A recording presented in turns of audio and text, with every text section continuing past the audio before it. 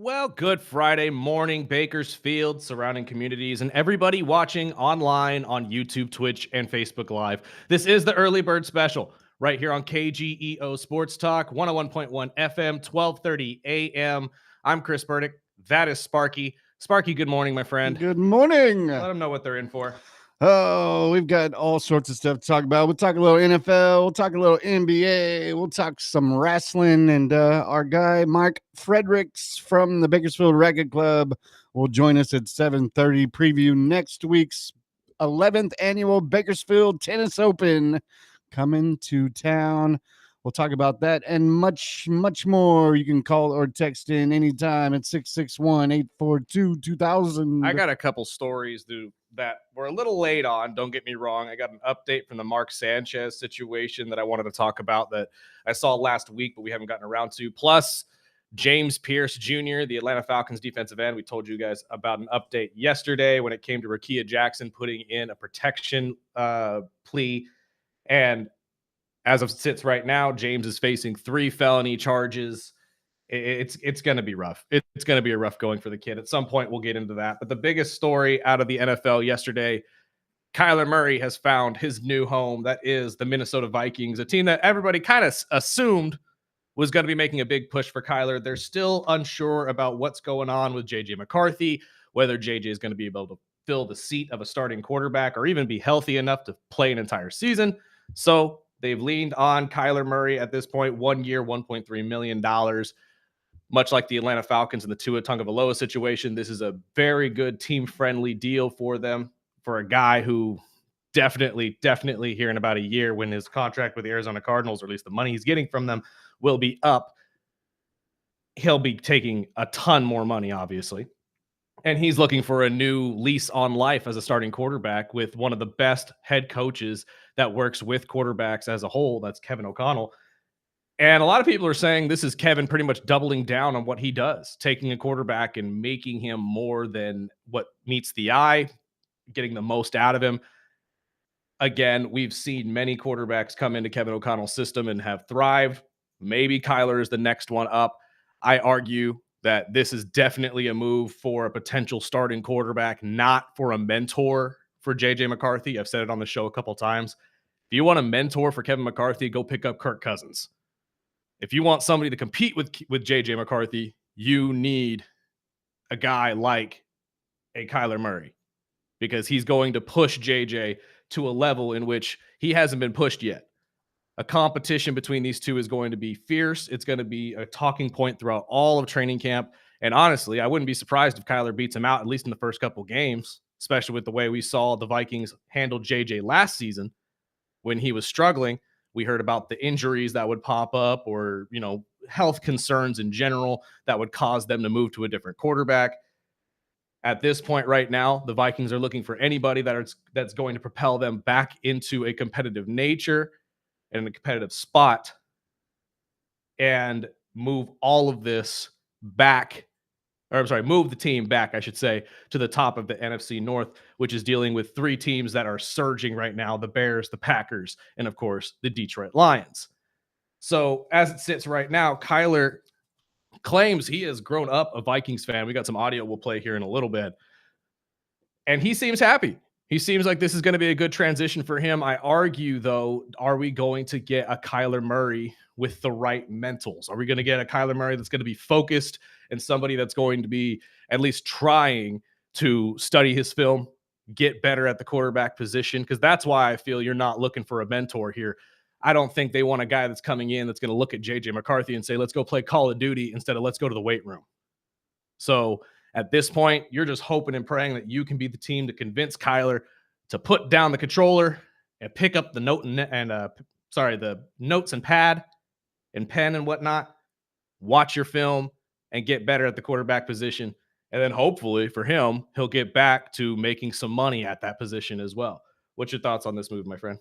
I mean, we've all kind of expected it. I don't know what, it's a low risk, high reward type thing. You can kind of see, I think they've pretty much given up on JJ, but it would be silly to just let him walk as he's on a rookie deal. So I think this is Kyler's big chance. And I mean, the guy's been a roller coaster of a quarterback, so he could come out and take on this opportunity. I think this was the best fit. I'm still a little surprised that there wasn't any more action on his side because I mean he's young, he's shown flashes, and he's on a cheap deal. So I expected more teams to at least test him out. I get it because he's had issues on and off the field. And one of those big things we've talked about is, putting money into his craft, you putting time into his craft, watching tape, reading defenses, understanding it. And I think the Vikings are a perfect fit for him. And I wish him the best. I mean, we've seen other quarterbacks thrive and even learn from O'Connell. I mean, we've seen the Daniel Joneses and we've seen the Sam Darnolds and Kirk Cousins. And I think it was the cheapest and best route for the Minnesota Vikings. And I mean, I'm just still surprised that it took this long.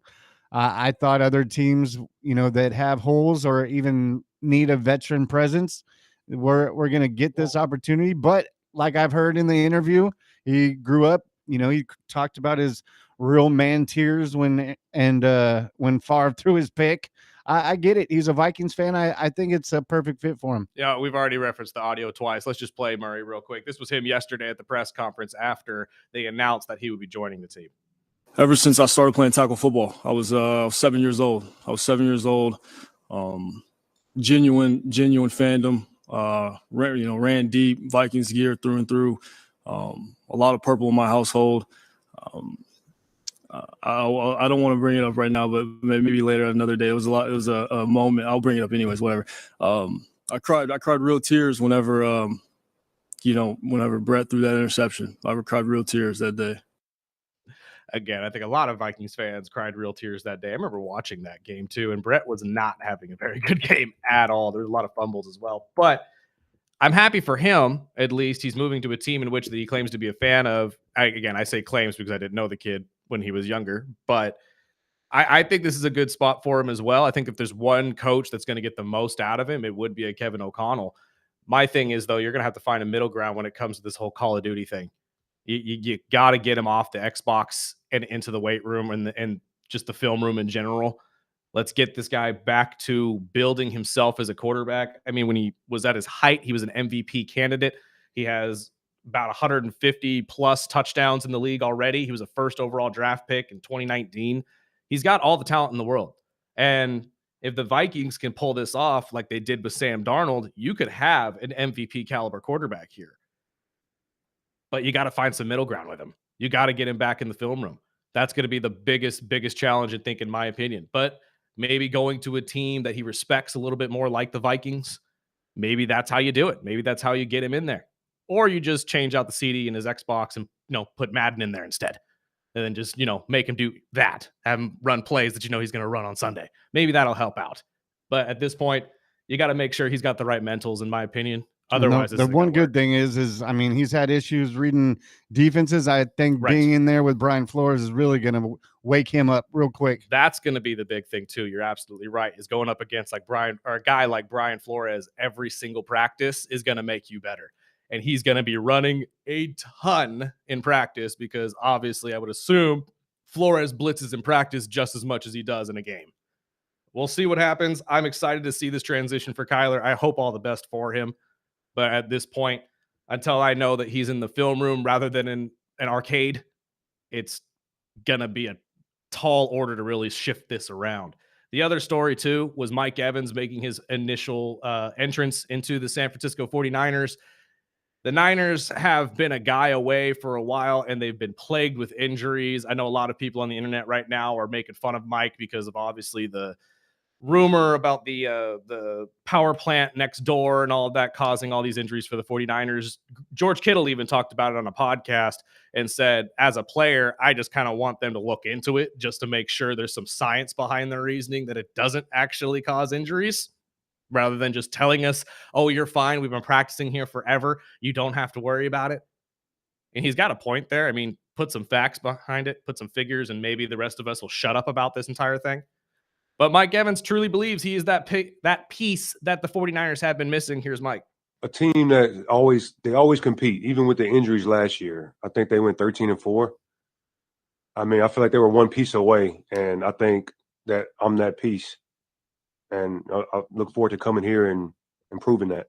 Mike Evans is one of the best wide receivers to play the game, in my opinion. One of the most consistent wide receivers.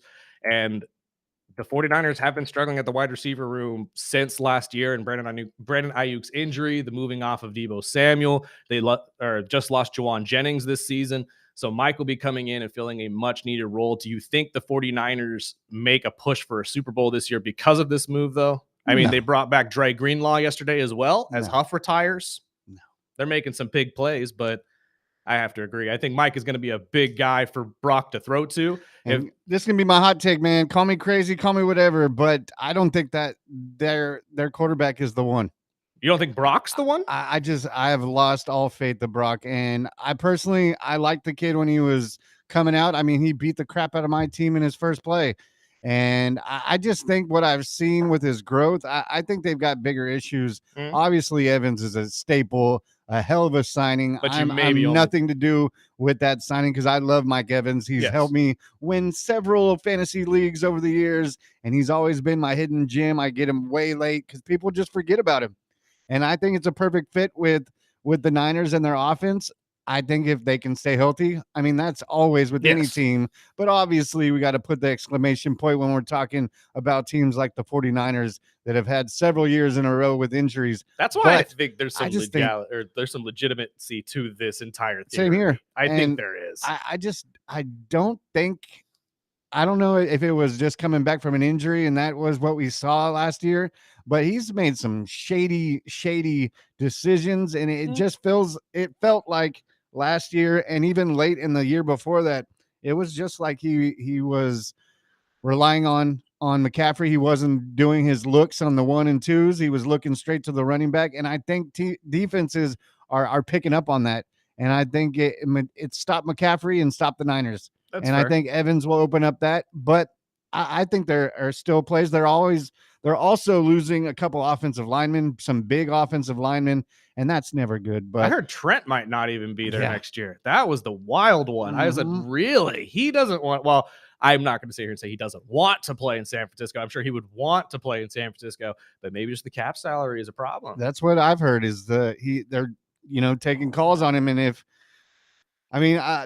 that NFC is going to be tough either way. I mean, you're dealing with teams like the Seahawks who just won a Super Bowl, but I just think that they're not one piece away. I think there's several pieces, and I do like the Greenlaw, bringing him back. I love Dre Greenlaw, so I think they're a couple of players away, but my real question is the quarterback.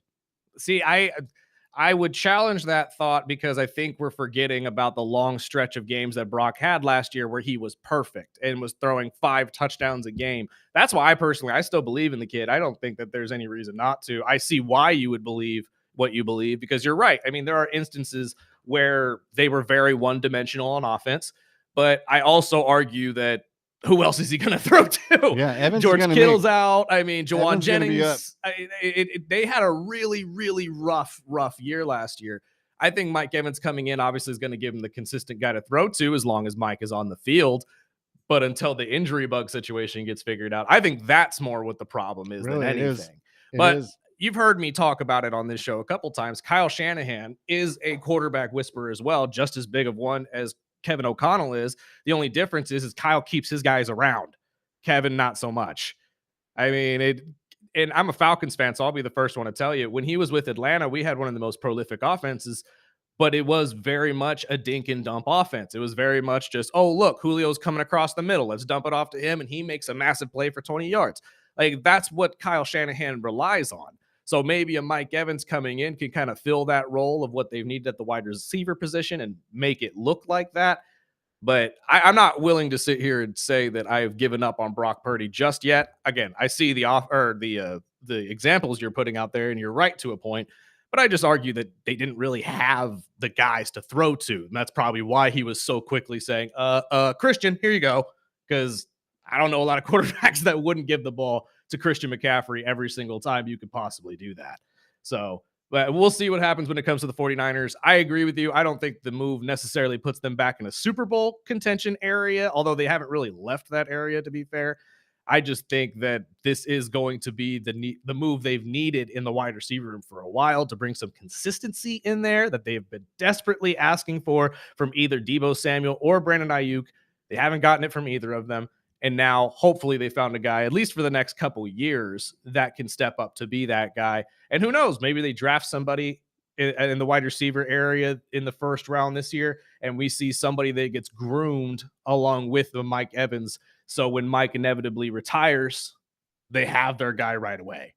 So I think that this is a good step forward for the 49ers.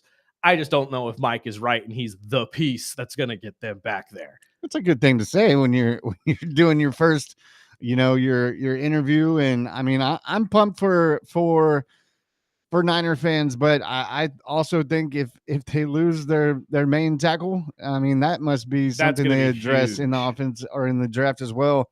But yeah, I mean, I think the Niners days when they were Super Bowl contenders were when that defense was rolling. And I think that Dre Greenlaw signing is big, but they also need some holes on that defense as well. And obviously, with free agency slowing down, the draft is coming up. We'll be talking more and more about that. As it sits right now, ESPN released their top 10 in terms of the mock draft. This is from Field Yates. The Las Vegas Raiders will be taking number 1. Obviously, we all know Fernando Mendoza. It's been talked about ad nauseum. Right now, at number 2, they have David Bailey out of Texas Tech. Number 3, the Arizona Cardinals will be taking Arvell Reese, one of your favorite edge rushers, Sparky.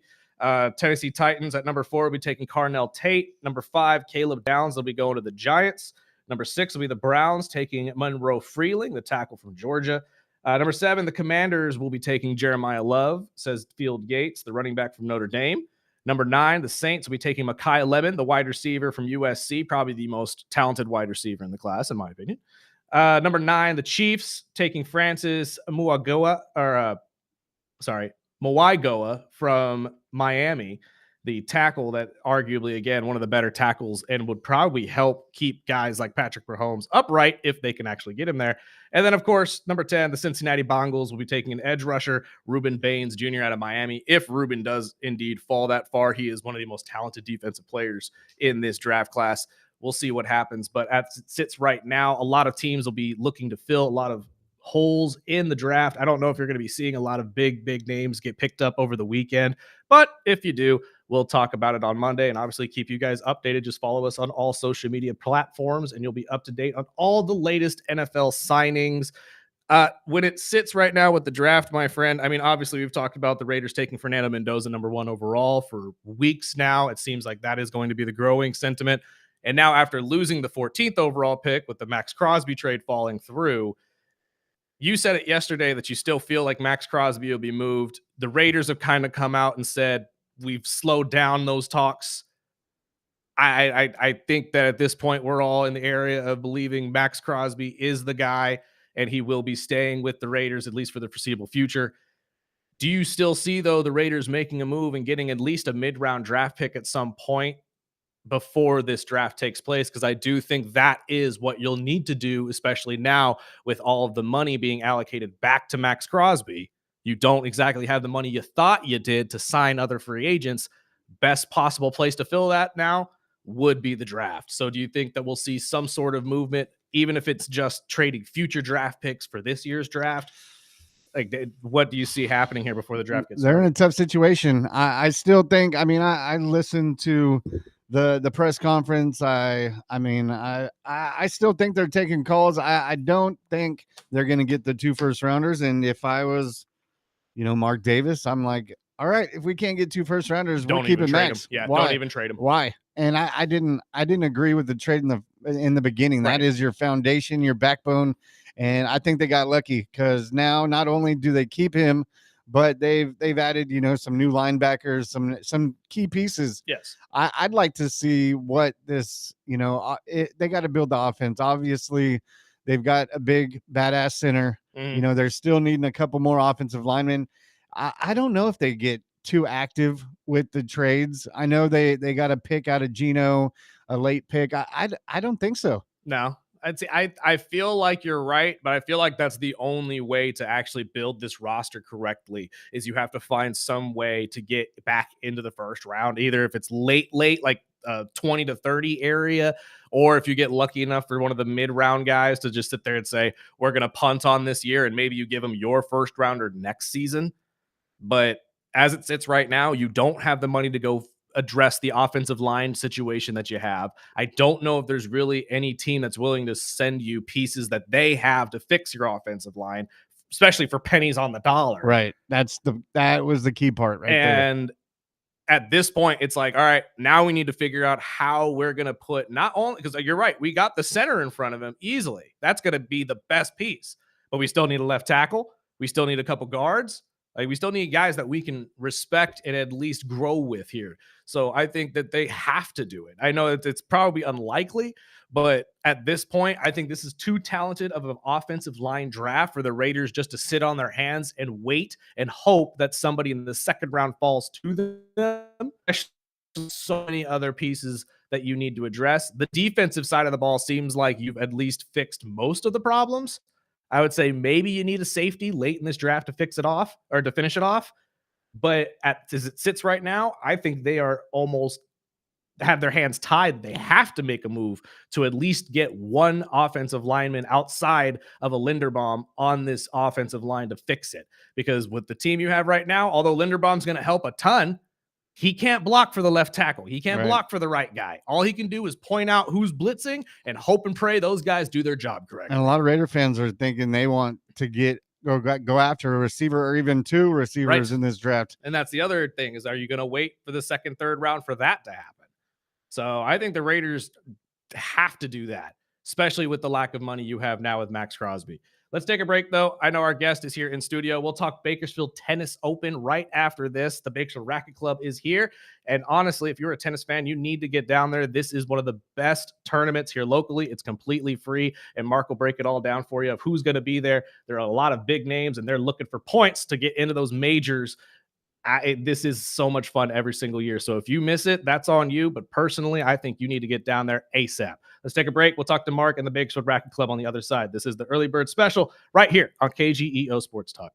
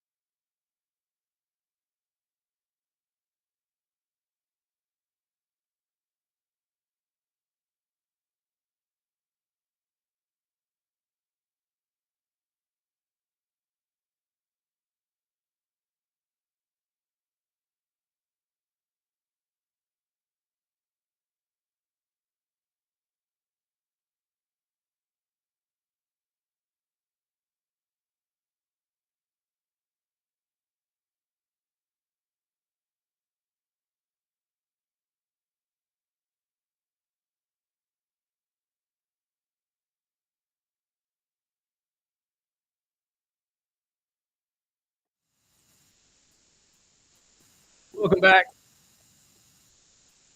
Early bird special. It's hard to break right over that. I can't. It's one of my favorite songs. This is KGEO Sports Talk, 101.1 FM, 12:30 a.m. And the Bakersfield Tennis Open is here, as it is here every single year at the Bakersfield Racquet Club. And to break it all down and let you guys know how you can get involved with this, Mark, how are you? I'm doing great this morning. Thanks for having me. Wake up. I know. Everybody's got to wake up, man. Everybody. I do not judge anybody for walking into this show half awake. Sparky can attest to this. It's hard for me to get in here anywhere close to 6 o'clock in the morning. Oh, yeah. It really is. I've been up for It's hours, rough. so I'm good. I know. You're up at 2:45 now. I gotta hit the gym. I gotta get I don't know things how rolling. you even sleep, dude. I'm not a summer guy. I know you guys deal this summer. I can't do it, man. I get up at 2:45, hit the gym, get some prep in, and I mean, I'm blessed to work indoors, so I can't complain. True. But It's a one of little the hot out there one during of the summer. most entertaining events of the year is right around the corner.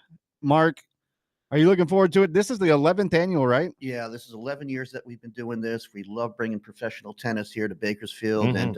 and letting our members and obviously the public to come out and watch it is just a thrill for us. Talk about the tournament. I know you guys have been doing this for 11 years now at Bakersfield Racquet Club. What brings these guys here? Do you guys reach out to the athletes? Do they just kind of show up? I know they win points for being at this tournament and winning it, and those obviously help them get into the majors, right? Exactly. Yeah, we're part of the actual tour. So, the USTA and the ITF, the International Tennis Federation, has a tour of events that are all over the world, Mhm. and we're one of the stops. We're the stop right before Vegas. Vegas has one. It's a new one that's right after us. We're right after Indian Wells, of course. So we're pretty excited to have these guys come out here, and many of the players are traveling from all over the world. Mhm. However, this year, it's been a little crazy because of some of the events happening around the world. Some of these guys couldn't get flights out Right. of Europe and stuff. So we missed a couple players this year, but for the players that were here in the United States, certainly they made the trek to come out here.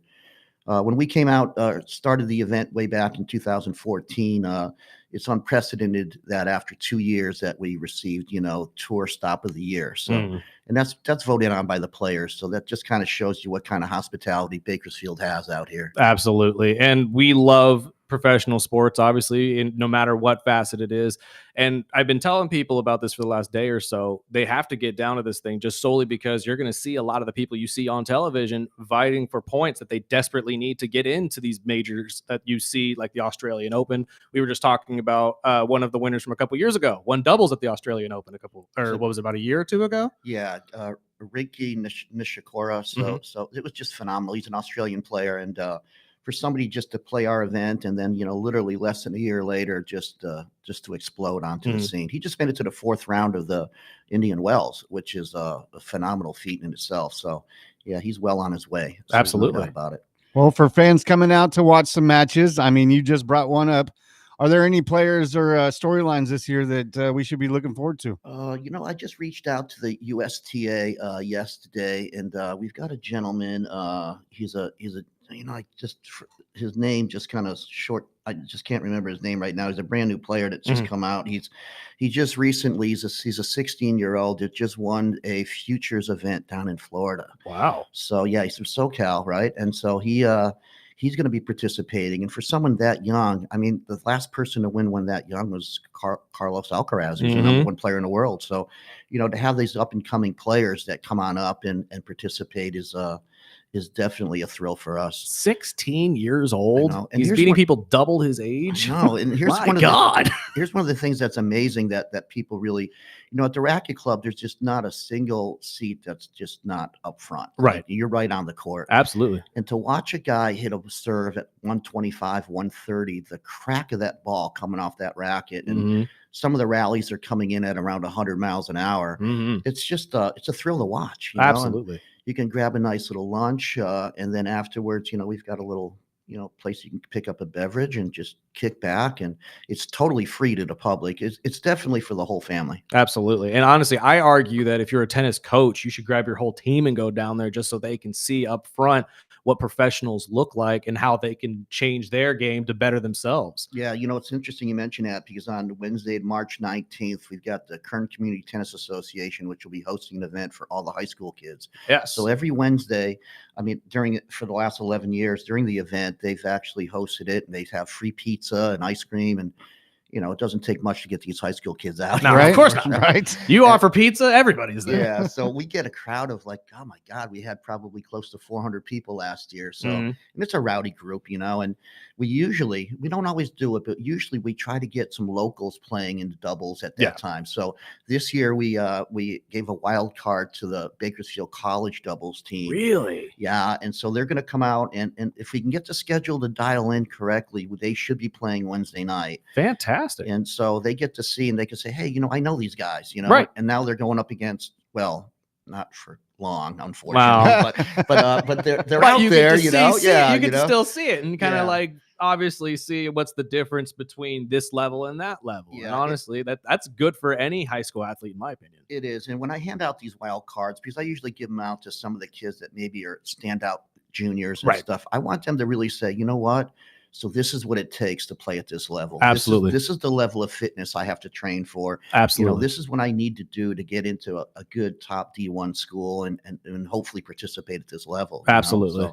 So it's a good experience for them. I agree. And I love going out there at least once every week just to see who's all out there and then like what matches I can see. Because I grew up playing my entire life, played in high school, wasn't very good. I'm not gonna sit here and say I was good. No? I was 12th on the, a roster of 12. So I definitely had to wait for everybody else to finish their matches before I got to do mine. But I love tennis. I think it's one of those sports that you can really get into no matter what skill level you're at, and everybody can have fun with it. What other events are going on this week that people can actually go and get involved with? Well, unfortunately, on Sunday we're sold out for this event, but we have a clinic, dinner, and exhibition that we do, and we just invite basically tables of 10 to come on out. We've sold out every year, and they'll come out. They'll actually mingle with the pros. The pros will be on the courts hitting with them, so they love it. So they're going to hit with them, and then afterwards they do a little exhibition for us. But if they wanted to come out on any night, the KCTA Awards night is just a fantastic night. It's Wednesday the 19th, and on the Super Saturday, which is the 22nd, we have a kids' day. Now this is usually a huge event. The Police Athletic League, the Boys and Girls Club come out. We've got high school teams coming out. We've got many of the juniors from the club coming out.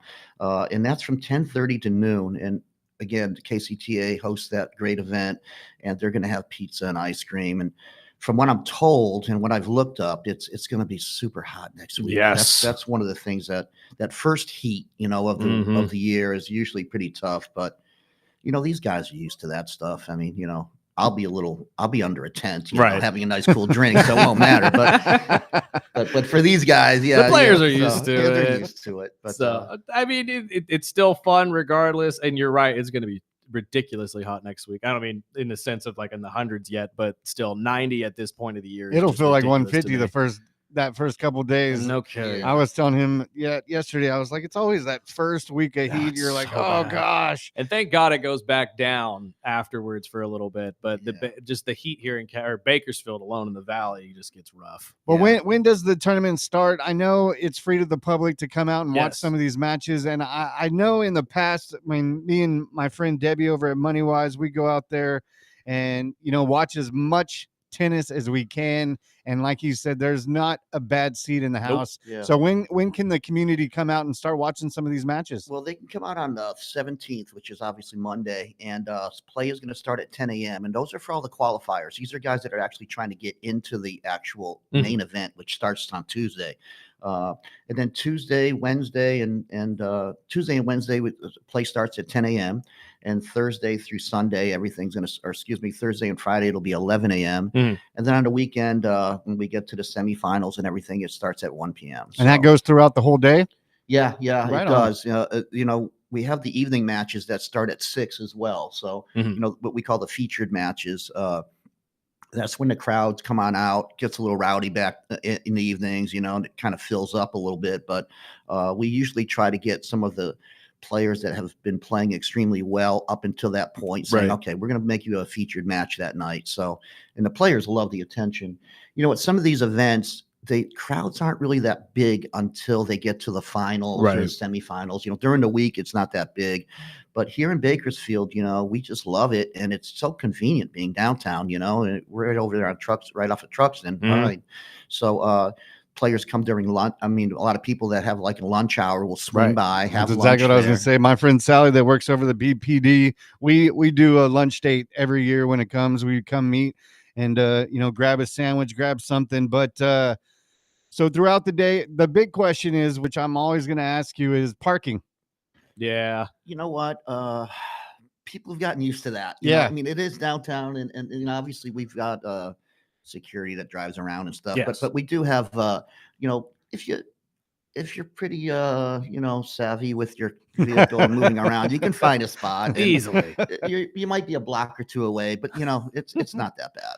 I've been saying it forever. We need more multi-level parking structures downtown. One next to you guys would be perfect, but I know we got God. the park there and all Yeah. that, so it's finding the space for all that is really difficult. Yeah, it's a little tough. So how late during, I mean, I know people that work 8 to 5 or 9 to 5, so they go on there on their lunch break. The evening matches start around 6. How late can they roll? Well, here's the deal. We start the doubles match at 6 p.m. and then immediately follow is the singles match. So, tennis is usually about till 9:30 at night. Mhm. So Beautiful. it hits everybody, which is really nice.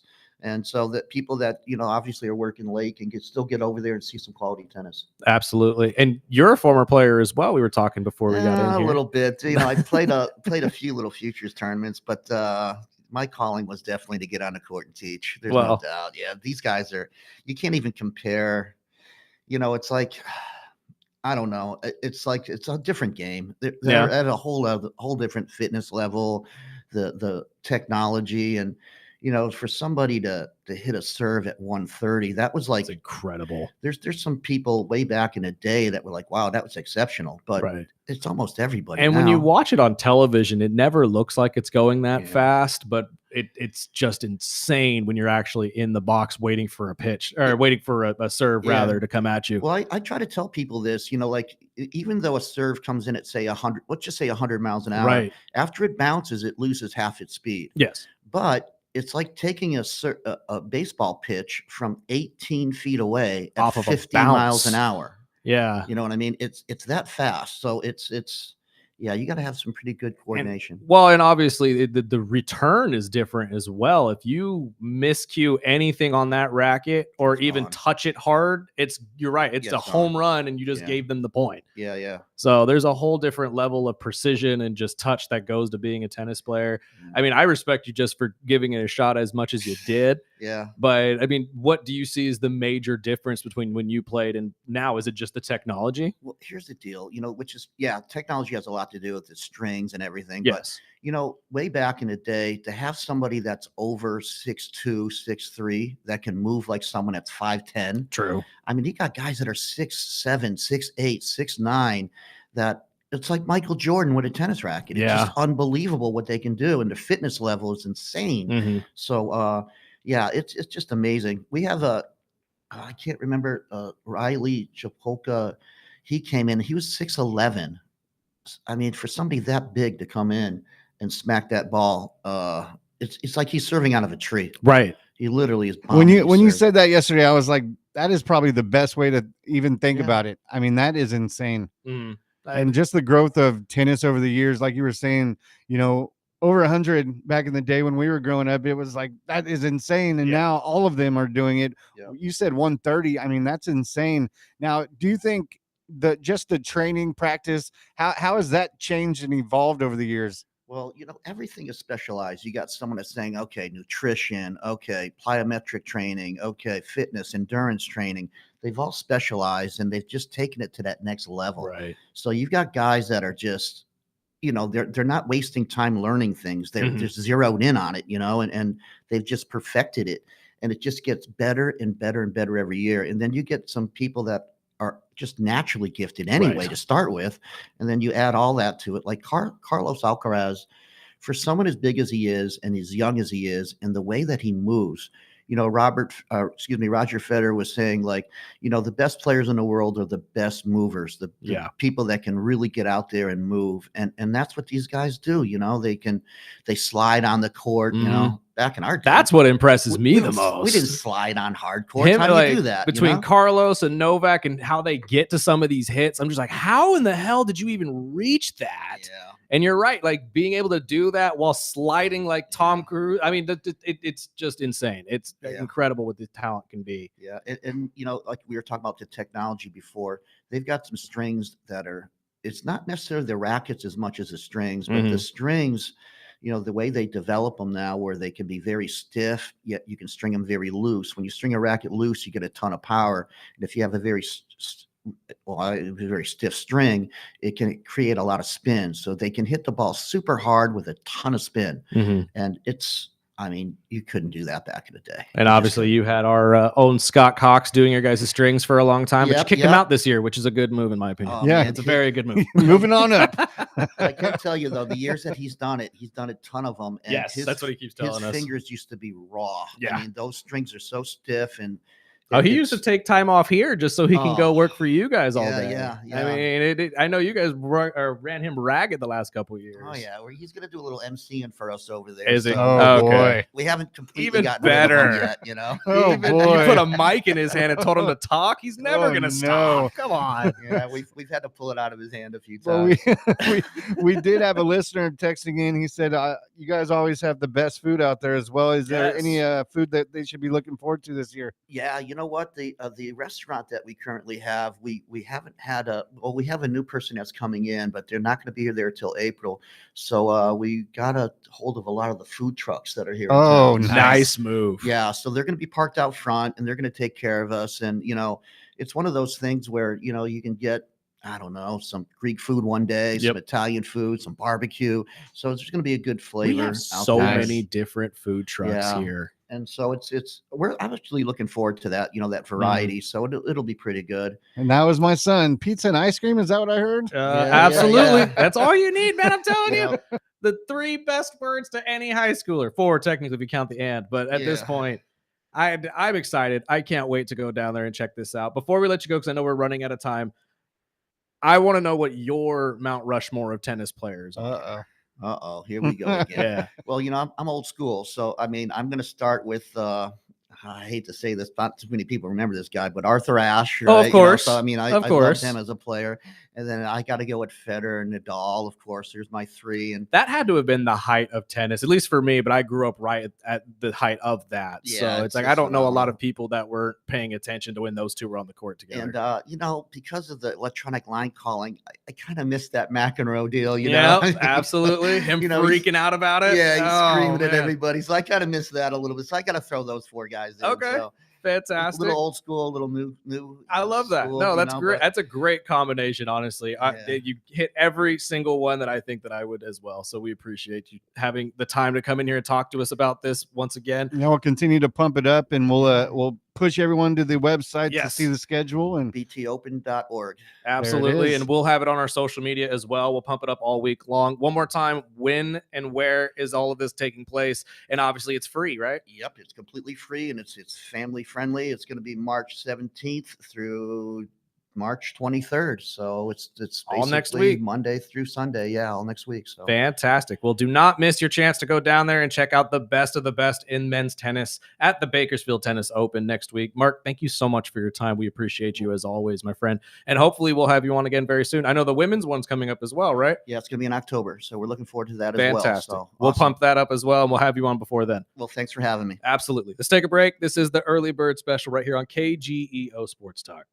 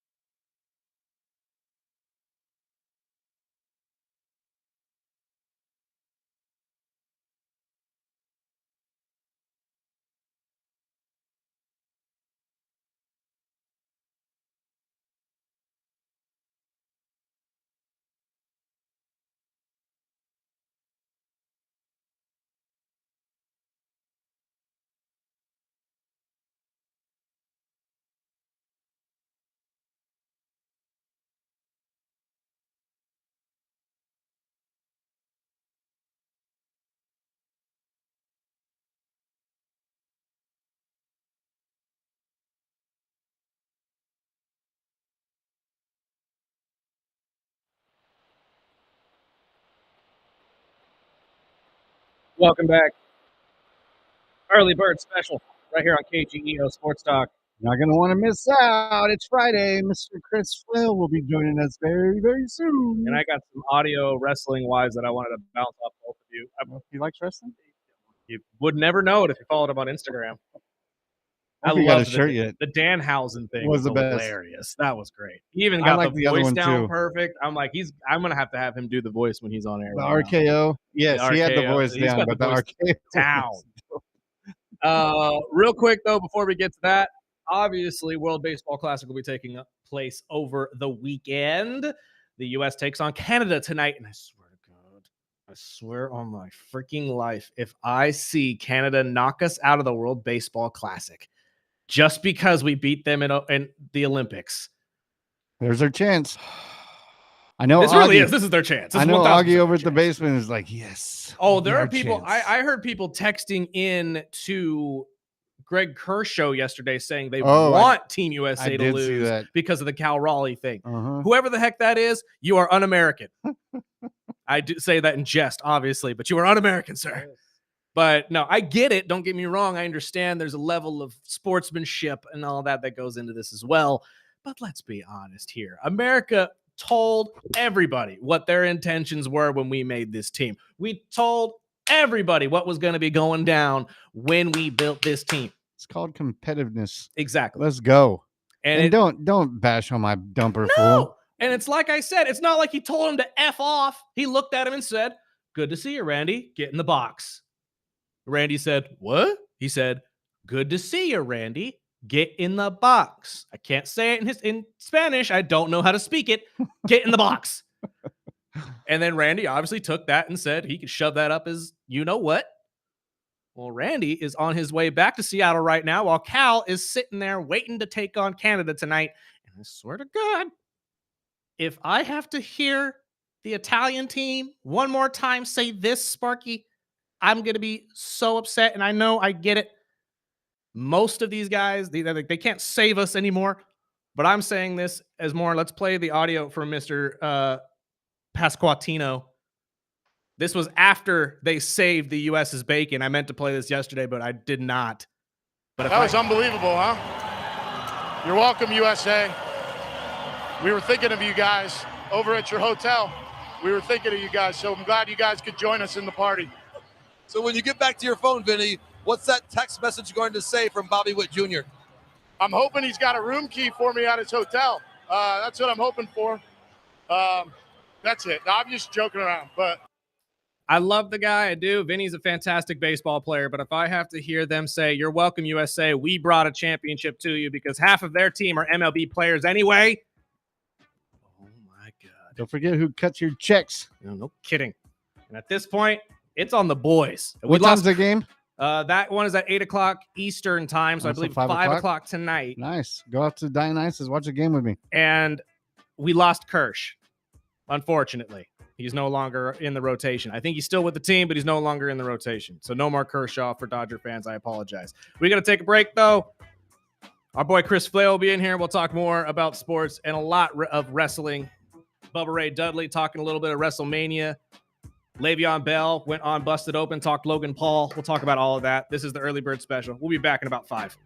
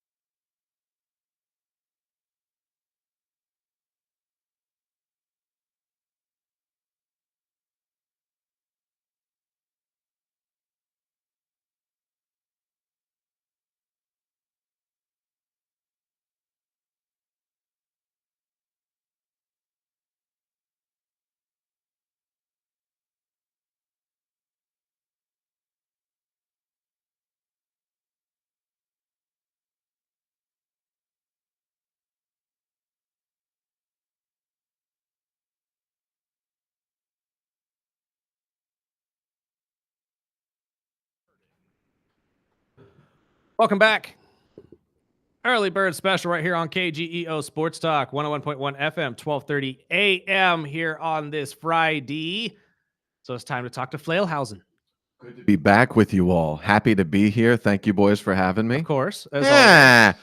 See, I'm telling you, the Danhausen video you He's on made fire, was dude. hilarious. So just so you know, I cannot do Danhausen's voice. I can do one sound. So here's if you ever want to know how to do it, if you ever want to know how to do an impression, this is the best instruction that I can give as to how to do it. Number one, you can't be self-conscious about your face and body. Just let it do whatever it does. Right. Whatever it does when you do the sound, just let it do that, because you do look very strange. But number two, you have to find just one sound or one syllable that person does that just clicks in your head to do that, and then you just keep going. So I can't do Danhausen at all. I can go, and then just talk afterwards.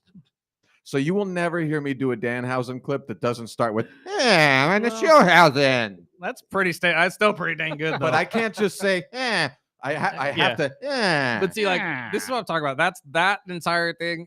That's why it makes me think of the Addams Family for some reason, because that's very Addams Family. Yeah, you see? Exactly, like Yeah. the old school 1920s TV, and that's what I love about this dude.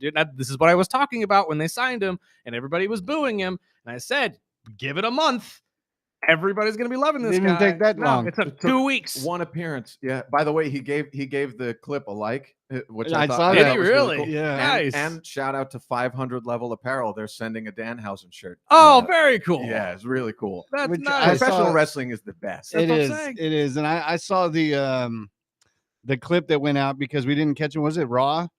And they Oh, released yeah, where he was the clip where he throwing out all the just threw out t-shirts. shirts. I was like, this dude is so Michael cool. Cole made me laugh though with the first group, because he took like 3 or 4 shirts and just threw them out in the crowd, and then all Cole says is, one guy got all of those shirts. And I was like, he's absolutely right. Yeah. And then he throws one at Corey and he gets mad at him and says, don't keep it for yourself. Then he runs away under cover of darkness, but they turn the lights That's back on. That was gold. When they turned the lights back on just before they went to break, and you see him scurry off like a little drama kid, it was just like, oh my god. They have him dialed in perfect. You know, it's gonna be a problem. Because it's so good and it's so dialed in that they're going to, by accident, transfer this onto other characters. And I think we saw it.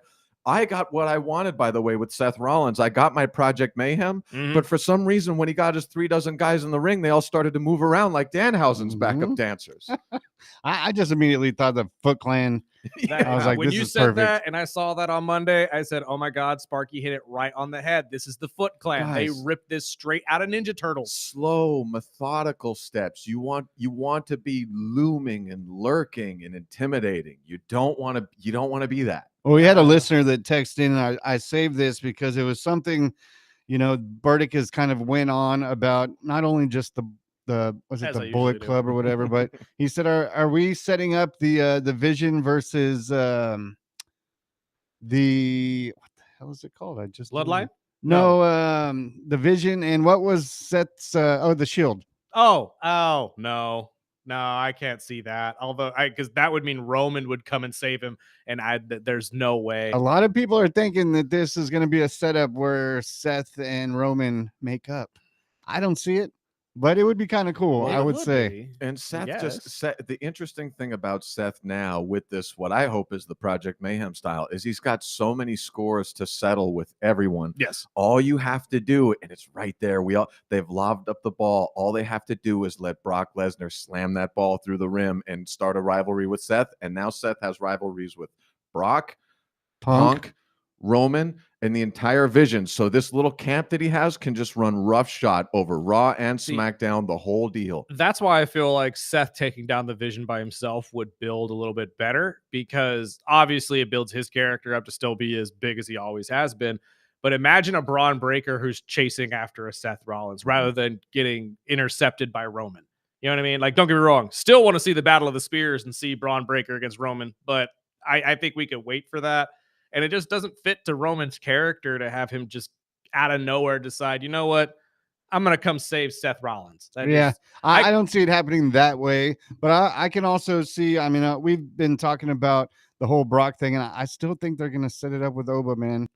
think so? I just think There's a little piece it's of me that perfect. thinks the same thing. I think it's a perfect fit, and maybe it's a little too early. Maybe it's not. I would personally like to see Seth. I mean, he's one of my favorite wrestlers, so I would like him to first smash CM Punk and get it over with, because I'm think over Roman- him having a title. I dude. think Roman takes that title off. Of I him at sure hope Mania. so. It I seems like they're genuinely setting do. it up that way. Well, I mean, they're giving him a good enough title run here where you could really end it right now, and everybody would be pretty content with what we got. And he seems, I gotta say, forgive me if I said this a week or two ago, but he seems a little uncomfortable as the guy. He is built to be a chaser and someone who feels slighted. He really is. He's the not character built- is just built that way. He doesn't seem comfortable being the golden goose. He seems like he prefers to have an axe to grind. I can relate. He seems like he prefers to have an axe to grind rather than to have everything he needs. And guys like Cody and Roman just kind of fit that golden character for the Yeah. company. And if Roman's going to be there full time, I do not see them not putting a belt on him at some point. What does is this full time for Roman Pretty right much. now? Yeah, this is what you're going to be getting full time Roman now, because behind the scenes, we're talking about a guy who's battled leukemia and is doing a whole bunch of other stuff as well to build his own brand.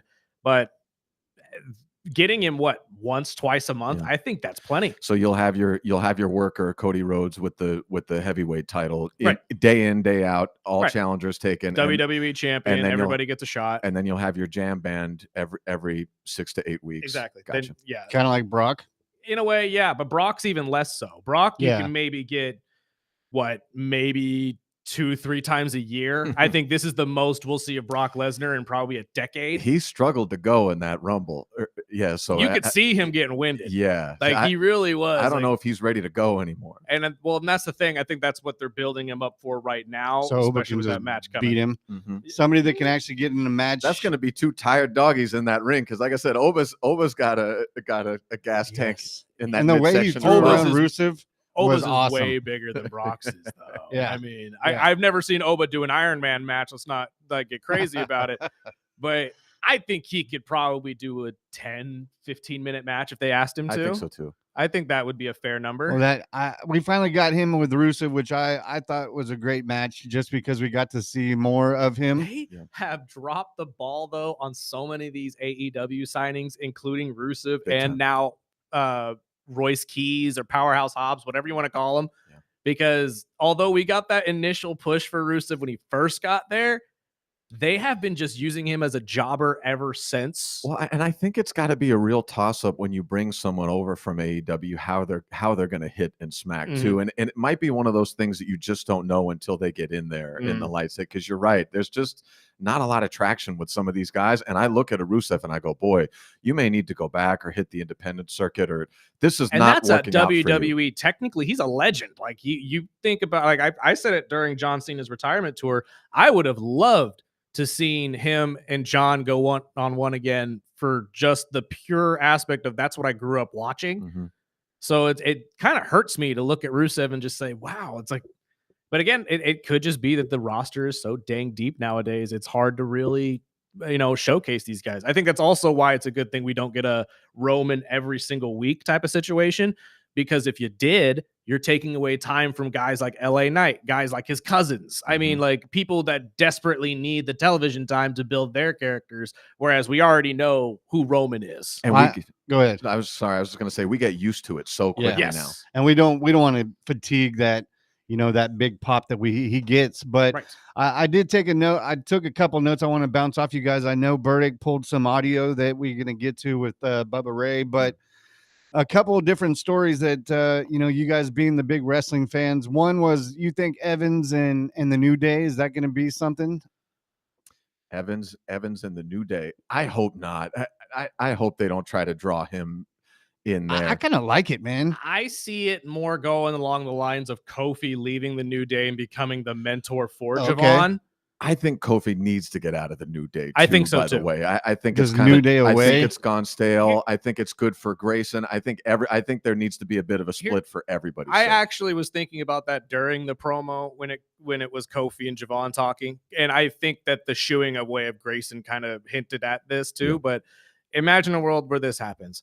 somehow we were all right that Grayson Waller's working with Seth Rollins, so he just leaves the New Day and we never really even get an answer to it. I don't think anybody really cares if he leaves. We don't need an answer of why he just left. I think if we get a storyline where Kofi and Javon kind of learn to become buddies, Interesting. Xavier gets really upset and jealous as he's known to do in his character role, and then we get him going to Royce and saying, "You're going to be my new Big E," and then it's Xavier and Royce Keys, Javon Evans and Kofi Kingston. I think that would That'd be be a entertaining. great I like match. it. Well, and on the road to that, you could have Grayson and Javon have Right. a couple of matches because Grayson, big, athletic, in-ring, great worker seller. that needs a storyline that's been stale for a while. It could be a nice way to get 6 weeks of And you really did just kind of throw him in the New Day and just expect everybody to kind of get over it. Yep. And it hasn't fit the entire time. He's Like, another one of those guys that just can't seem to slot in right now. No. Although I did see some funny video, and I meant to actually pull this for you, but him and Lorenzo Stax Lorenzo from NXT went Okay. to a comedy show and got pointed out by the comedian who was making jokes about him. It was fantastic. I'll have Nice. to show it to you after the show. Yeah, please. But yeah, no, I like the idea of Javon Evans getting involved with those guys, especially Kofi Kingston, because the two of them have so many similarities.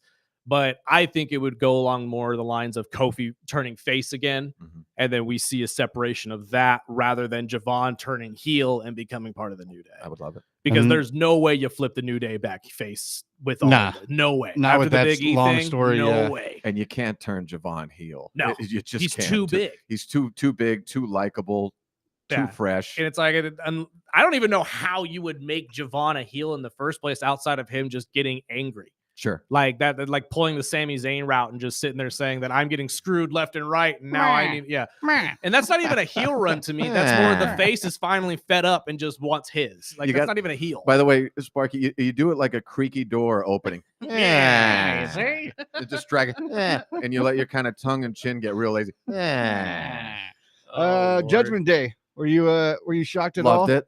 I loved it too. Loved it. Love the Finn Balor. Love the Finn Balor backwards kick. I love the Twitter exchanges that have happened since then. Did you see those? Just bringing everybody in. JD McDonough and all that. I've also, oh God, who was it that someone brought in Edge? Yeah. I can't remember who it was, but there was an exchange between some of the Judgment Day guys, and even Swerve Strickland got into it and said, "Yeah, he thinks that it was pretty rough. Damian Like, it was a Priest pretty got rough day." in. Yeah, Edge got in, and I forget who it was, but someone retweeted and said, "You mean Adam Copeland?" Yeah, with a winky that face. was that was funny. Dom. I remember that was Dom Mysterio for sure because he did the Ryan Gosling laughing meme underneath it. Yeah. But I I agree. loved it, man. And JD sticking with Dom and them, that was the best part of it. Shocker, but I also think it's a good thing for JD's character because you separate him from Finn Balor and he can Yes. finally do singles matches again. And he can be the Finn Balor of the group now. He really can, could. He can be the little He's a attack dog, badass. and that's perfect because he's a great worker, A not the greatest mid-carder. character, giant head. Yeah. He's a great target to Poor make guy, fun dude. out of. He's taken more beatings the last Right. 3 years than any other His wrestler head on is the so planet, big. dude. His head Like- is so big, and it's not one of those things that's just cool to say. Like when we were watching, as soon as Lexi saw him, she goes, "Wow, his head fills the whole screen." He catches so much crap, man. I He's feel got bad for such the guy. a tiny body. He The does. problem is he's got those John Elway shoulders, But those he's slanted ripped, dude. shoulders. He is does. ripped. He's got those ski slope shoulders that go straight Well, no, down. see, my thing is that Good it's the drainage. chin line. It's like the head looks like the Yeah. Easter Island statues, and then the rest of the body just doesn't fit. Perfect drainage on the top of that head. I don't know how I'm his hair just stays saying. wet. It doesn't just roll right down that big head and shoulders. But I think you're right. I think this is a great move for the Judgment Day in general. You can make Dom the main eventer, which he already kind of is anyway, and JD can fill in as the mid card guy until they find a new, lapdog to throw into the group. Essentially, Yeah. Who do you think that will be? that's a good question. I don't think it's anybody Grayson? on the main roster right now. I think No? it's going to be an NXT kid. Okay. I think because a lot of these NXT kids are going to get called up pretty soon. Ethan Page has been rumored to get called up very soon. I think Ricky Saints is up there as well. Like there's a lot of these. Sol Ruka, I think, is going to get her nod pretty soon. And so a lot of these NXT kids are going to be coming up. It may be one of them. By the way, the Judgment Day has lasted through so many iterations and now generations. It would be a perfect place to bring up and comers through. And it's a great way just to give them the nod and move their career forward. Honestly, one that I would love to see. I know he technically hasn't been on NXT yet, But with the real life relationship between him and Roxanne, it would kind of be cool. But Drake Monroe from the Yes. LFG would be a great addition. He'd be a great big guy for this group to have, especially if you move off of Raquel. And like I just said, there's a real life relationship between him and Roxanne Perez. You can let the two of them work together and he can get the rub he needs to inevitably get his career started. Yeah. So, I mean, My the last Bayou one Boy would was, be cool. you think we finally get Rhea with the belt? I think they put the belt on her. I hope so, Now's the This time. Jade entire title run, though, has been so lackluster. I know we get her with Michin tonight, I believe. Yeah, and again, that's all she's been wrestling since she's been in the company has been Michin and BFAB. And I think there's a lot of shoot in here. And I think if there's one star that Rhea will not play ball to elevate, it's going to be Jade. We've talked about this before. We don't know how long we're going to be blessed with this Rhea Ripley constant run before maybe she joins the Legends Tour or decides to have a life of her own outside of this place or go to Hollywood or whatever it is. Give her the 18 months of giant push and all the merch and all the fanfare right now while you still can. Well, and I think we touched on it last week and on Tuesday when we were bringing this up, but I think that it's more of the respect factor of it all. I think there is wrestling is a fraternity. It really is. And if you're not putting in the equal amount of work as another, and you're still talking smack online, claiming that you're putting in more work than everybody else, a lot of people aren't going to take that very well. Yeah. And that's why I genuinely believe that this Twitter beef between the two of them, there's a little bit of truth to this. Oh, I think it's real. By the way, I like it. I do like it. too. I like it on both sides. Yeah. I like that Jade has decided I don't have to accept this hierarchy that everyone else thinks that you're the greatest. I think that part's great, but I just don't think it's her time. No, it's not. And honestly, I think this would be a great way not only to give Jade the rub in sense of she's finally going to go up against somebody that's of caliber that she needs to, but you can kind of sink or swim her at this point. Kind of like what Edge did to Grayson Waller when he first got pulled up.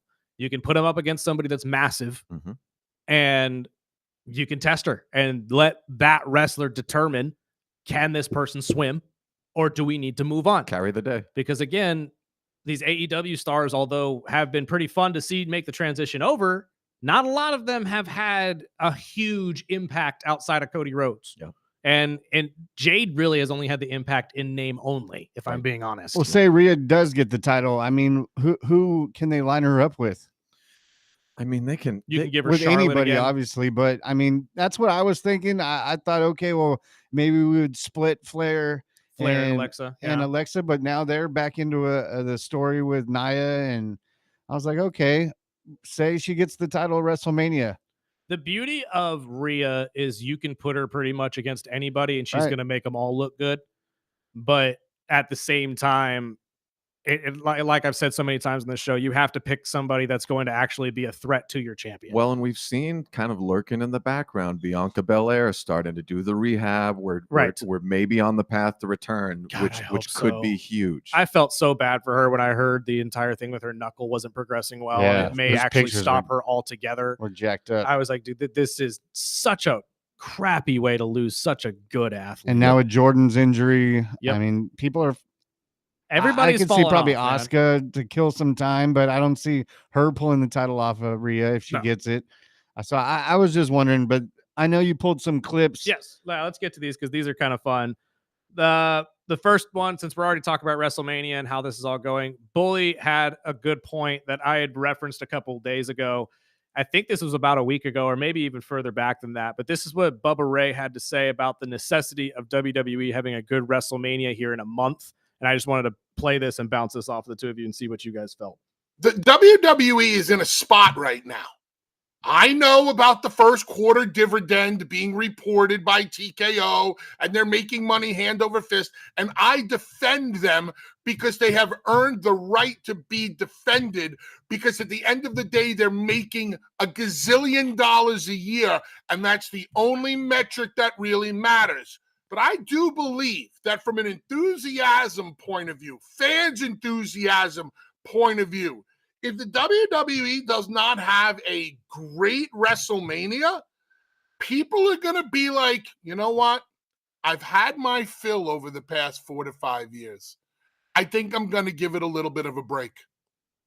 He's got a point, because at least the casual wrestling fan got pulled in about a year or two ago, especially when they heard Rock was coming back for Mania. And now everybody, and I said this the other day, there are so many eyes on the product. There's just more mouths to feed and more mouths that aren't getting fed that are just complaining for the sake of complaining. So if they don't have a good Mania, do you think that the hype, or at least a lot of the casual wrestling fans, will fall off? I do, but just to back up a second, and I say this as myself, an East Coast mushmouth meathead. It's so funny. It's so funny to hear an East Coast mushmouth meathead talk finances. In the first quarter, dividend. He put an R in dividend. The first quarter dividend. Look, I know what's going on. All right. Hilarious. I love Bully. I love Bubba Ray. I can't stand him. He's right. I love Bubba Ray. He's right, and I think this is going to happen no matter whether they have a good WrestleMania or not, because it's the natural progression of public company ownership, TKO owning an area of artistry. It's going to be, I think it's going to be the same thing that happened with the UFC. As the UFC was white hot, TKO got in there, prices shot up, pay-per-view prices shot up. Took Dana away from his position. We just talked about what Ronda admission said prices yesterday. shot up, and every post-fight press conference, Dana would come and say, we just broke the largest gate of all time. We just had this and this pay-per-views, and it was great. But there's just a certain point where that plateaus and then cliffs, and you lose it and you become not cool anymore. And I don't think there's, whether they have a lights out WrestleMania or not, they've already dropped ticket prices down like 30%. I don't think there's any way to avoid losing the people that put you on this pedestal and taking 3 or 4 years to get them back. And I'm glad you brought that up, because now that fans know that you're willing to drop ticket prices that low to get people there, now everybody's going to wait until last second to fill these stadiums. Well, and that breeds resentment, because they don't go, oh, you're trying. They go, oh, you were just fleecing us then. Exactly. This wasn't a cost thing. Because I'm not doing it because you thought we would go along. If I'm a wrestling fan and I drop $3,000 for me and a friend to go watch WrestleMania in nosebleed seats, and then hear of somebody who's 20 rows lower than me dropping maybe the same amount of money for 3 or 4 seats, Our boy Pitzer went to a PLE event. He got lucky because he had obstructed view tickets, and he was like, I was just happy to be there. And they upgraded his seats. His family got backstage, got to meet some wrestlers. But I think the same thing is, which I was reading Jim Cornette yesterday. He was just going off, which I take these, especially with Cornette, but very, very thin. But every once in a while, he'll hit one. Okay, that's a base hit, dude. Yeah. And he had said it. It's just ridiculous the way that they treat their fans. And he said, you know, a 5-6 minute, he said somebody had spent $2,200 or something for second row seats. And he said they go to a commercial break and you're watching your golden boy, you know, play around with his hands and not wrestling. And I think the WWE is going to always be on the top. And I mean, as a fan that just came back after a decade plus, you know, I'm still happy with what content I'm getting. Right. I understand, you know, some guys like KG that always attacks the writing. I personally, there is so many mouths to feed. And I'm like, at the end of events, I'm like, man, what happened to this person? We didn't get to see this person and this and that. So I think it's a tough job, but I personally am a fan of what's going on right now. Well, and I will say they're given a catalog of options, like especially if they were to start rolling AAA to some events stateside. Like awesome. I can pay $2,000 to sit reasonably close for a WWE event, or I can pay $85 at AAA and sit so close that Pimpinella licks my face before the match starts. Honestly, I would love if AAA came here and did a show in Bakersfield. I think they would kill. They should. I really do. Yeah, it'd be great. Especially if everybody knew it's a WWE product. If they did a Southwest tour, like the Beltway, like the belt line of Texas, Arizona, New Mexico, California, it'd smash. And if you aren't watching AAA on Saturdays on YouTube, you're doing yourself a disservice, because they really are killing it. And I think they have a pay-per-view this weekend. We had a listener who said, and I just had to pay close to $200 for the video game. Exactly. No, I said the same thing. I was looking at that and I said, God, I know myself. I'm gonna grab the most expensive edition. That's all. By the way, I made the mistake. My nephew's birthday's coming up in a couple days. I made my mistake of saying like, hey, what's the kid into? He said the Spider-Man control. Dude, Xbox controllers, and they're $225. Well, depending on which one you're getting, you're probably looking at a pro controller. But they can buy a whole console. I said, tell him Uncle Chris said, don't get into watches for the next couple of years. I mean, Right. you can go the route that me and my brother usually go, which is buy them a red controller and then get one of those stickers you put on the on the cover. The decals. Spider-Man. Crazy. Like, dude, it is. I could get Tobey Everything is Maguire to the expensive. house for $225. Shoot, at this point. The other one that I wanted to play for you guys, though, was Le'Veon Bell went on Busted Open and got to actually say his piece when it came to this whole Logan Paul situation, which has stretched on longer than I think anybody actually expected it to. And as we said the other day, I am certainly starting to believe now that all of this was just a marketing ploy to get people to actually watch this stupid flag football game. But this is what Le'Veon Bell's had to say about the entire fight falling through. He's been ducking me for about 2 years. So it was just kind of crazy that he actually entertained it this time. He actually said he's going to send over a contract. Listen, he never sent over a contract, y'all. He never sent one over. And I gave him 24 hours. I didn't even call him out on Twitter about it. Then I was going to give him 48 hours. Next thing you know, he gets a mysterious phone call from the WWE saying, oh, man, you can't do it. We don't want you to get hurt. We don't want you to slip and fall and get hurt. This might be the biggest duck we have ever witnessed. He got to accept the fact that, like, he's going to be called a duck the rest of his life, and he can never step into a boxing ring again unless he sees me. He never can. He has to retire as a boxer. He can never box again. He literally can't. He's got a point about the end part of this, is that Logan Paul could never step foot in a boxing ring again unless it was with someone like Le'Veon, just to wrap this whole thing up. Because he really did cause a lot of this grief for himself, going on the internet, saying he can beat up literally any NFL player in a boxing ring. And we have people on our TikTok that are backing him up and saying he can. Personally, I think it really is a case-by-case basis. So, but yeah, I understand he did make his own bet in this world. But I will say, if you follow the Twitter sphere, Le'Veon Bell has been trying to get himself on for a long time. Like he's been on this road of really trying to launch his way into Shannon Sharp stratosphere. And just, if you were Logan Paul and you were going to box an athlete, why in the world would you step in the ring with I mean, outside of anybody who was, if you were not 28 years old in a very specific 7-year window, you got no idea who Le'Veon Bell is. He knows how to make money and promote. If anything, he'll do, Gronk or something like that. He knows it'll sell. It sucks, though, when I look at Le'Veon now, because God, this guy could have been one of the best running backs to ever play, especially for the Steelers. Well, if he just signed that stupid contract instead of going and playing for the Jets. And if he just accepted the lane he's in right now, he may be bigger than I ever get as far as a broadcast name or whatever. But this stuff, like, desperation, I don't know if we'll get to it, but why I'm furious by the 83-point game is we'll get to it in a second. Desperation, we all sense it, and it just doesn't smell right to us. In this Le'Veon, but I've seen him tweet at everybody in the last 6 months trying to get into a battle. You're in a great spot right now. It's never going to go that much higher, especially if you're going like this. Right. And don't get me wrong, I get it from both sides of view here. I think it still looks worse on Logan's part, though, to set all of this up, and then I'm assuming it was a planted call, because I don't know any. I think it's all set up happened to with WrestleMania. Yeah, that's why it's good to be a heel. For some reason, exactly. For some reason, I think this is not over. I think after the flag football, there'll be some type of seasoning, and we'll probably see Gronk or Brady at WrestleMania. Maybe the both of them. Maybe Le'Veon. Who knows? But there's money on the table, and the WWE is not going to lose on that. No, and that's what they do. I mean, they did it with the Giants football team. Why wouldn't they pull in Le'Veon Bell? It just, I don't know. The entire idea of this, though, and it's gone this long, and Busted Open is still talking about it a week later.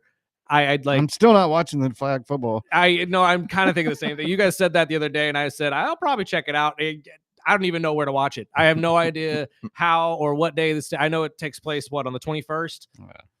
But at this point, I'm over it as well. No one cares, Austin. Didn't check the calendar, Hasn't. Let's take a break, because we got to get into the band. We got SGA broke a record last night. And I want to play this Scatabo audio too, because I being also want to hear. Fan, I want to hear what you have to say. Flail thinks about Max Crosby. Oh yeah, very true too. This entire thing. I can't wait. Exactly. Let's get into this. I'm sorry. This is the early bird special right here on KGEO Sports Talk.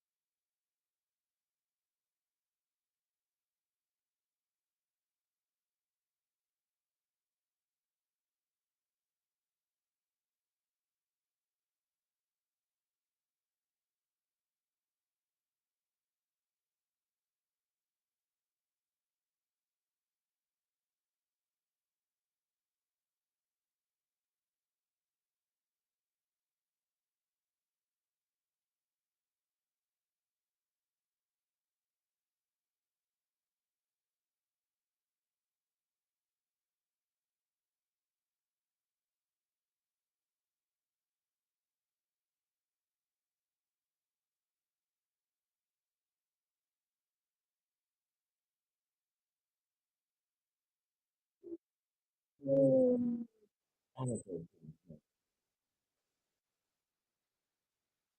Chris has got me laughing over here.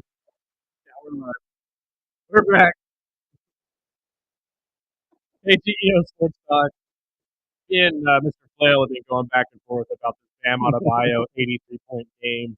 And again, we picked a hell of a day not to have a show because we weren't there on Wednesday. Oh, man.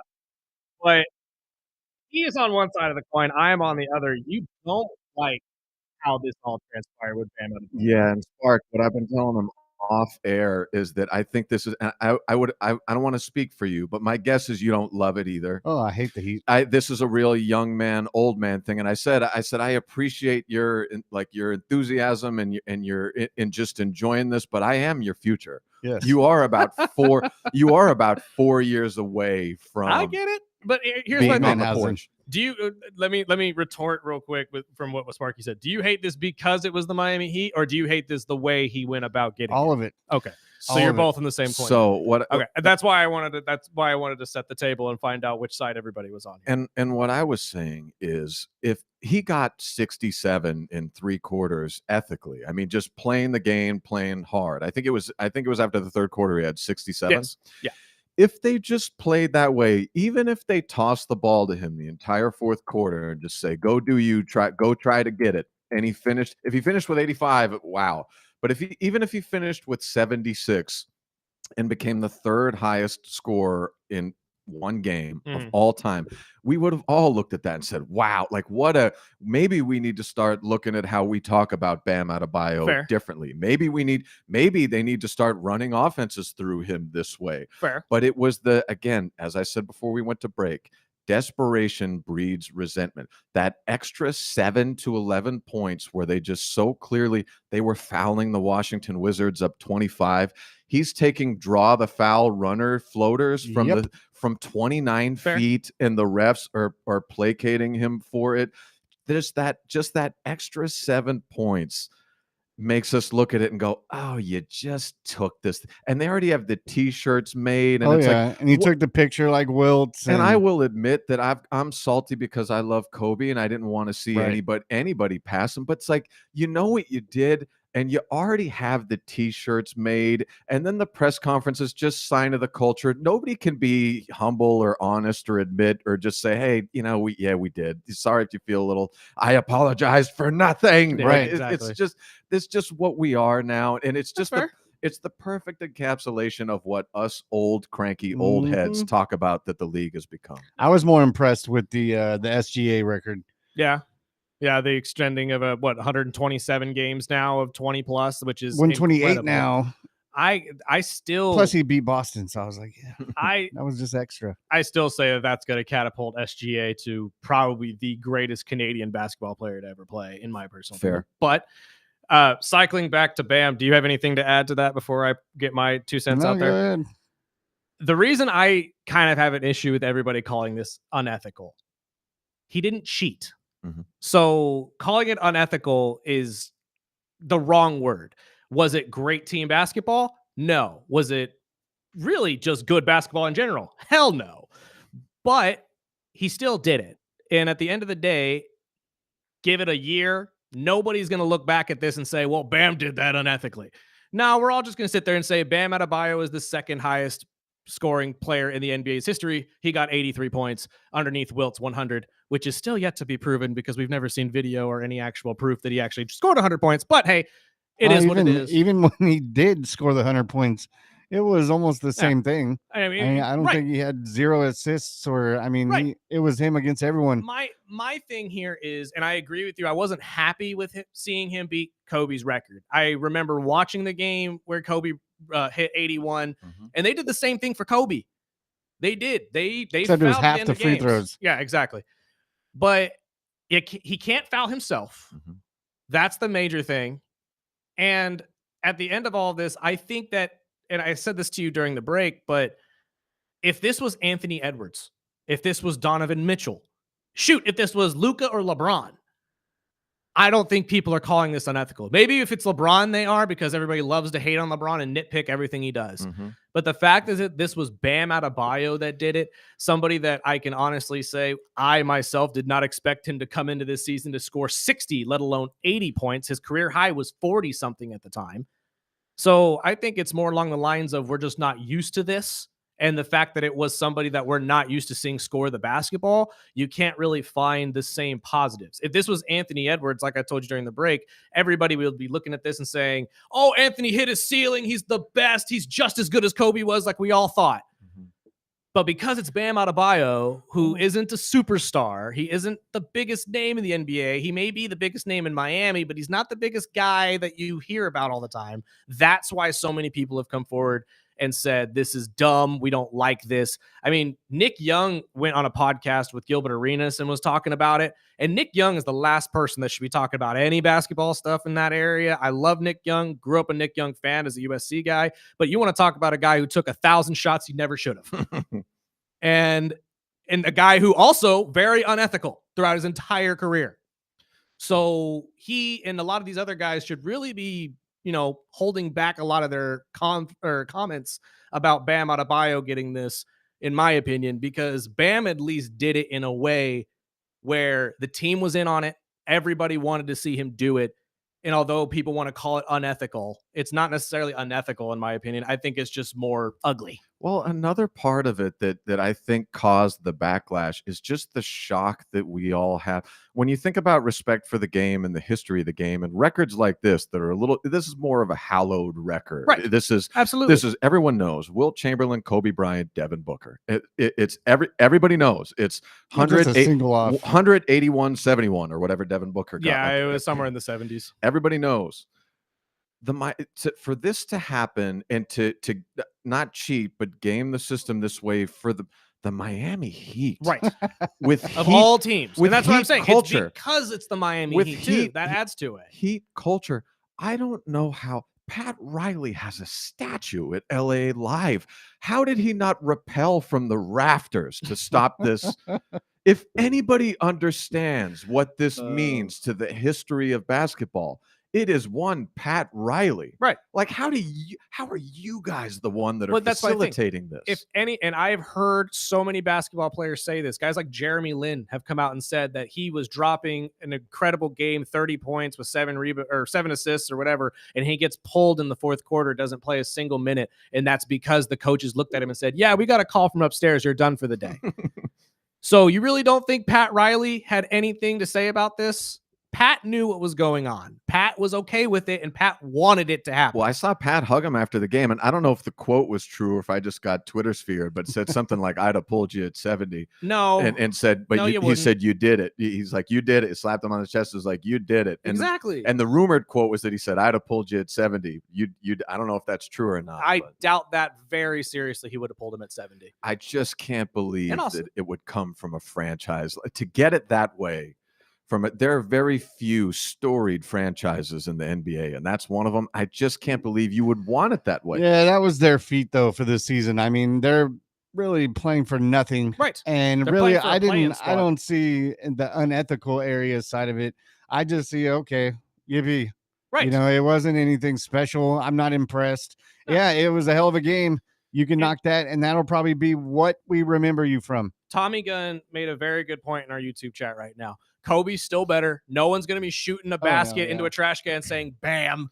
Like, we're all going to be saying Kobe still. So the thing is, it's not that big of a deal. And it's not. And I understand it doesn't make complete parallel sense. But there's just certain there's really two things in the NBA. It's the amount of points in one game, and it's the record for one season. Mm-hmm. So if, let's say, the Oklahoma City Thunder got to 72-8. And they were playing their 73rd game.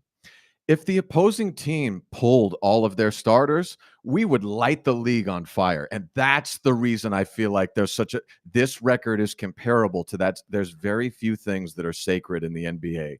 I consider this and your season record to be those two things. Fair. And that's why I feel like some of us cranky old heads are so mad. It's like, you do that with the triple-double record, do it with the 20-point consecutive record. You know, if you're looking, average a triple-double for the season or whatever it is, do your fake missed shot and get the rebound Giannis style and do your thing. Which sis. Russ did many times, by the way. But this record has an echo to it. And I just can't believe again that it happened in Miami. I get it. Again, and I get everybody's gripe against it. I really do. I just don't like the idea of everybody calling it unethical. I don't like when you say unethical, that to me says he cheated. Yeah. And that's not the case at all. Well, that is the case of us old heads taking terms from you younger folks and ruining them. This is our grandparents getting on Facebook. Right. This is fair. Because unethical ball came from Gen Z, and you're right, we have stolen it. I will admit that on the show. It's just, again, that's my only issue. When I saw Robert Horry come out and say that was unethical basketball and stuff like that, I was like, dude, really? Like, we're going to just discredit this guy? Yeah. Like, just accept it, celebrate it, and let's move on with the season. There are so many issues with the NBA right now, but everybody wants to talk about Bam Adebayo being unethical. The only thing that would be unethical is to throw him in the mix with Wilt and Kobe. Yes, exactly. In a talking sense. It's a single 100%. game feat. Good for you. Exactly. Move on. Although, as a very fake substandard attorney, I will point out we are not saying illegal basketball. No. We are saying merely unethical basketball. Yes. Basketball that breaks the mores. And not the speaking of laws. unethical, what do you think about this whole Max Crosby? You're traded. No, you're not. Oh, slimy. You're traded. No, you're not. And just the undercurrent on right away that started to go out in the rumor mill that maybe this was something he did.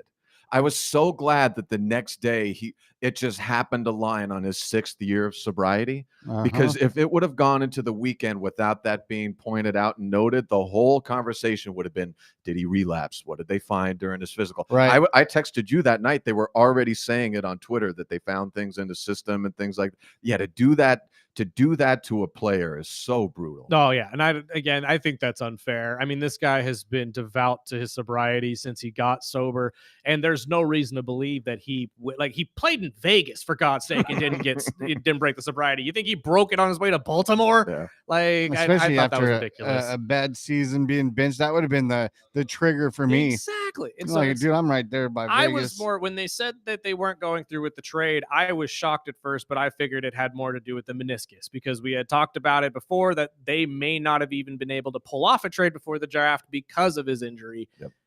I agree with what we've said earlier in the week. I know Sparky's probably about to get to say the same thing, but I think it just looks worse on Baltimore because this is not the first time this has happened with them. Multiple times. Well, and I think he said he had his family in the building Yes. while they were trying to sign Trey Hendrickson. Yes. But again, they were told, from what we understand, Trey and Max, that they'd be playing together. Yep. Well, that's the narrative now. Yeah, Right. that's the narrative. And we wanted them both. We wanted both of you. We but- all do. We Yeah, didn't want exactly. to sign. We didn't want to sign any free agents or But- draft picks outside of this. I swear. It That was was just our- more fishy because it was right after the Raiders spent $300 million thinking, okay, we're building now. We're building. Mhm. And then the next day, okay, well, you can have Max back, but we want our draft picks, which Right. That's I like understand it's business. It's like you get caught cheating. You're like, I was going to break up with her anyway. Right. Like, Yeah, this exactly. is just this is a formality. That was Yeah. the day that you told me I Yeah. could just hang out with I her. thought it was over. I don't know. Again, I just Cursed. Yeah. I Send Max genuinely- back to Las Vegas, huh? Oh, Yeah. Bad So the Eagles. meniscus. What do you think about How's the it? Eagles so far? Quiet. Very, Yeah, which is very a good thing. You think AJ's I- still going to go after now? My, We have the Bills already reached out and got DJ Moore. Hmm. yeah, my hometowners seem to be happy with the direction that things are going. I would have liked to have seen us keep Nakobe Dean. I think $12 million a year is a low price tag to keep Mhm. him and shore up that linebacker core. Jalen Phillips going. He I got was paid, dude. He got paid. I was sad I until I was- saw what he got, and I I went, was like, yeah, we're not man, paying Never you that. mind. enjoy And vacation. I'm brother. surprised. I mean, I love Jalen Phillips. You know, I still have my Dolphin jersey of him. I was sad when he got, traded. But I mean, the guy has had several major injuries. Yes. To pull that type of money to a team it like 30 million? Carolina, $30 million a year. I was like, Wow. as we've seen in the NFL, I don't think that even matters anymore because they gave Daniel Jones almost $50 million, is and that insane. guy is literally has Insane. 2 bum legs. Well, my guy, Howie, I think has shown the league how to figure all that stuff out with restructuring contracts every year. So money doesn't mean money the same way No. it used to. Exactly. And I was actually going to ask you this. Do you think by losing Dean, are you guys going to move Bond back to the middle? I don't know. I think he was better there. I think they're comfortable. So I was talking to my little brother who played college football, and he's there was somebody behind the Kobe Dean who he's comfortable is ready to move up and assume that role. I forget the name of the fellow, but I'm not sure where they go from here. True. They seem comfortable. I seem comfortable. It seems like they're loading up to get ready and fill in some spots in the draft. If there's We'll one see. team that's been pretty good about assessing talent, it's been Philadelphia. It's Philly. So I agree with you. They probably saw something that they can get out of a different guy for a much cheaper rate, to be fair. He told me the name. I can't remember what it is, but we can look it up later. I was just more thinking about it because I know the Zach Bond situation. I mean, he was so good for you guys for a while. Then you moved him to outside. He didn't do as good. I think that this could just be a move or a moment where Philly says, maybe we just move him back and he's back to being the number 1 tackler in the NFL. Jahad Campbell. Oh, the rookie. I forgot you guys got Campbell. Jahad Campbell last year. Mm-hmm. So he, according to my brother, who's tremendous at stuff like this, he thinks Jahad Campbell's ready to step in and fill that role. I totally forgot you guys drafted Campbell last year. Yeah, no, he's absolutely right. That's probably going to be the best fill-in for you regardless. And then real quick, since I know you're a Philly fan, and Please. I saw this audio on Rich Eisen's show the other day. Cam Scadaboo went on Rich Eisen, was talking about Jackson Dart, the physical play that they usually do. And this is what he had to say when Rich asked him. It's like, are you guys planning on slowing down after both of you obviously ended last year with injuries? Should he be willing? I'll say it to him too. I just kind of want to hear from him. Like, yeah, I get it. Some third downs, fourth downs. If I slide, we can punt, we can play defense. We can move on if I'm not in the blue tent. You know what I'm saying, Cam? And I'm wondering where you land on that subject matter here. It's not an option for us. I mean, I think we both think the same way. Like, if it's 4th and 1 and we got to dive to get it or run through someone's face, that's what we do. I mean, the kid's a dog.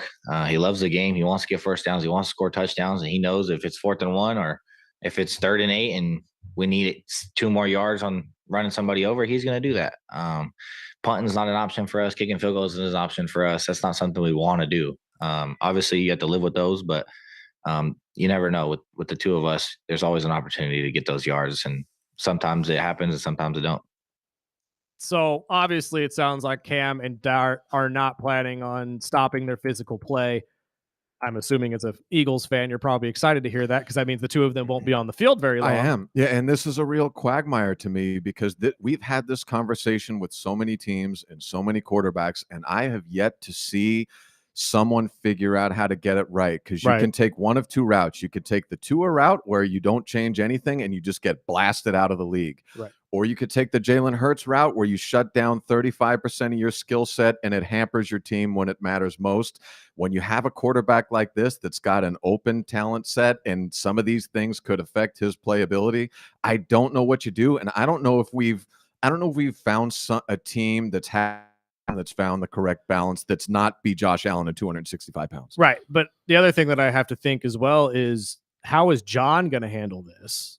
Is John going to have to step in and tell these guys, you can't do this anymore? Because Harbaugh understands what it takes to win a Super Bowl, and he understands without your starting quarterback, let alone your starting running back, who are 2 of the biggest names and stars on the team, you're not going to do very well. So he has to, as a head coach, step in and say, hey, guys, let's not sacrifice our body for this play. Well, and if there's one guy that knows how to do it, it's Lamar Jackson's former coach, because they've been the closest to figuring out the balance. They still haven't done it either, but if someone can tweak it the right way, it would be him. 100%. And I agree with you. I mean, that was one of the biggest talking points for Lamar coming into the season, or coming into his career. I mean, they have been able to turn him into a pretty accurate passer, although he's still not the best in terms of arm strength, but I at least gained some respect for him in the quarterback area. And until this year, did a pretty good job of staying on the field the last couple of years. So. Absolutely. Well, out of all the crazy pickups that we've seen in the first couple of days, is there anyone that really just sticks out to you?